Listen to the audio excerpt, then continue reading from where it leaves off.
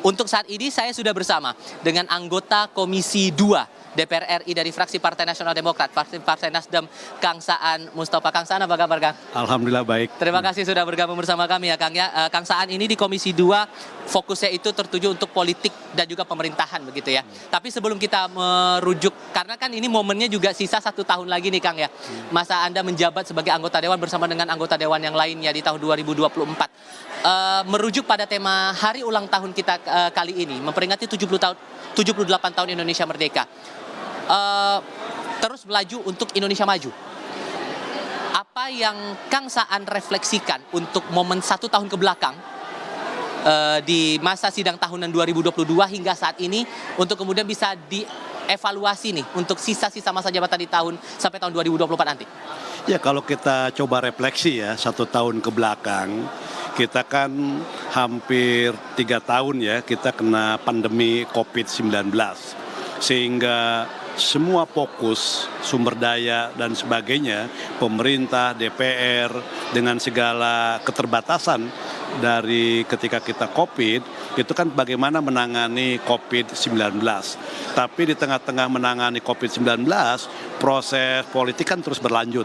Misalnya kita ada momen pilkada dulu waktu COVID 2020, juga kita terus mempersiapkan proses-proses untuk menghadapi pemilu 2024 yang akan datang 1 tahun yang lalu kita lakukan. Nah, dari sisi kita refleksikan, kita alhamdulillah bisa melewati masa pandemi dengan baik. Dan kita juga sudah mulai melakukan recovery dengan baik juga. Nah, tentu sekarang adalah 1 tahun ke depan, bagaimana kita fokus menjalankan agenda kebangsaan kita yang penting setelah kita melakukan refleksi, yaitu menghadapi pemilu 2024 yang tinggal hitungan 182 hari ya, kan hitungannya kan, sekitar 6 bulanan ke depan, dan tentu ini harus menjadi fokus dan perhatian semua pemerintah, DPR, juga yang lain-lain. Oke, karena juga kita perhatikan di sini kan agenda besar sedang menanti untuk tahun 2024.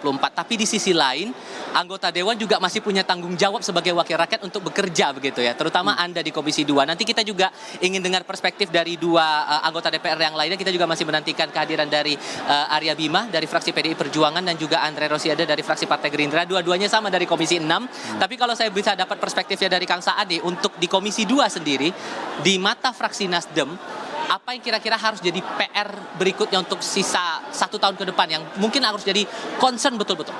Ya, pertama bagi Komisi 2 karena memang membidangi soal pemerintahan dan juga kepemiluan, 1 tahun ke depan ini kan agenda politik kita ke depan itu lebih kepada hajatan politik.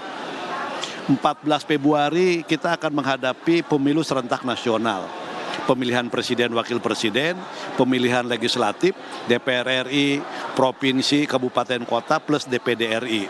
Selang beberapa bulan, kita akan menghadapi pilkada serentak nasional. Ini sejarah pertama selama pilkada dilakukan, itu serentak nasional.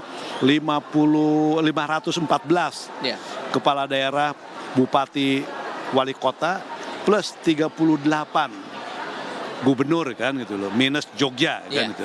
Jadi kita akan menghadapi agenda-agenda besar selama 1 tahun ke depan itu. Jadi memang padat sekali itu kan gitu kan itu. Kita baru selesai pelaksanaan pemilu nasional, kita hadapkan pilkada. Nah, concern Komisi 2 tentu bagaimana proses politik yang akan kita hadapi itu berjalan dengan baik.